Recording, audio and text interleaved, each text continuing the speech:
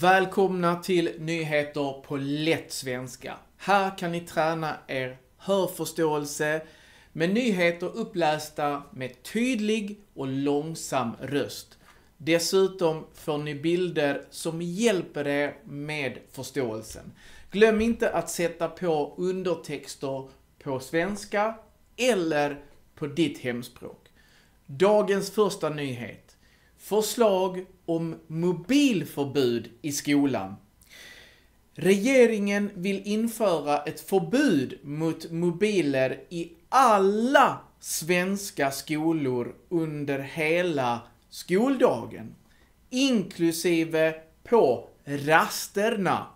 Detta meddelade statsminister Ulf Kristersson nyligen under ett besök på Söraskolan i Åkersberga. Skolan har redan infört ett förbud mot mobiltelefoner både under lektionerna och rasterna. Eleverna blev överraskade när de fick höra om förbudet. Men ingen av föräldrarna har haft något emot det. Alltså de har inte protesterat, de har inte haft en åsikt och tyckt att detta var något negativt. Tvärtom, säger skolans chef Irene Georgelis. På morgonen lämnar eleverna in sina mobiltelefoner som sedan förvaras i ett låst rum. Först efter skoldagens och fritidsslut får eleverna tillbaka sina mobiltelefoner. Om en elev inte lämnar in sin mobil kontaktar skolan föräldrarna för att kontrollera varför.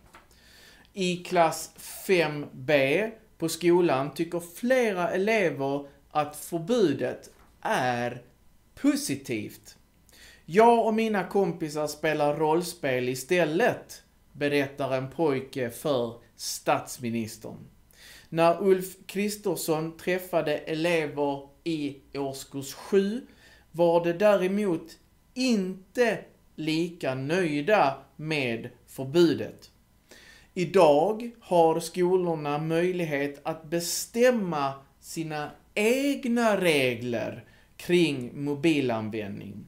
Irene anser dock att ett nationellt förbud som gäller för alla skolor skulle vara bra, eftersom det skulle skapa mer likvärdighet. Alltså att det är samma för alla på alla skolor.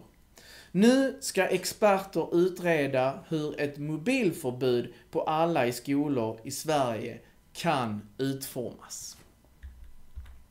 Dagens andra nyhet handlar om ren luft i Sverige. Experter har undersökt hur mycket föroreningar som finns i luften i olika europeiska städer.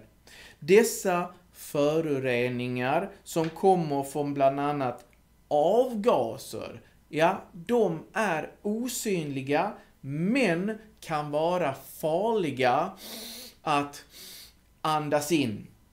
Enligt EU dör över 200 000 människor i Europa varje år av smutsig luft.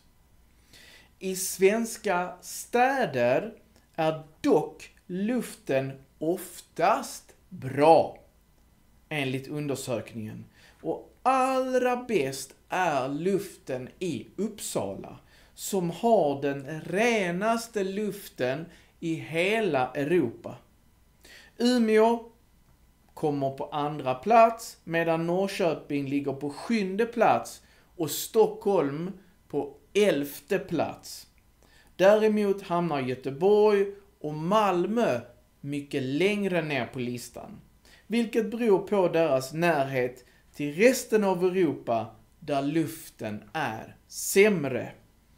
WHO har satt upp gränsvärden för hur mycket föroreningar som är acceptabla, som är okej i luften. Bara 13 av de undersökta städerna klarar dessa gränsvärden, medan resten har för mycket smuts och föroreningar och farliga ämnen i luften.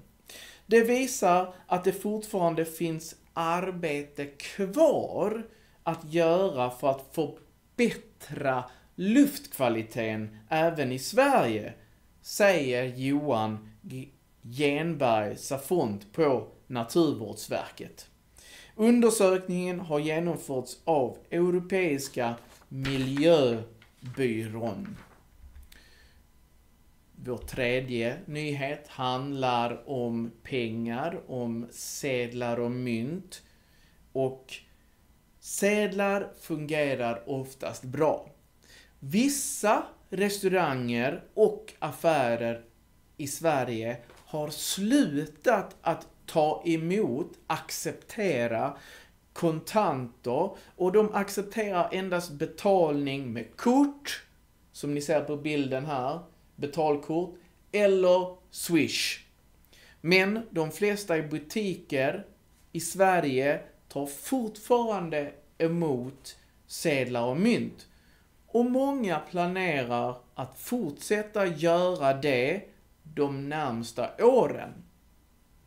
Detta framgår av en undersökning gjord av Svensk Handel.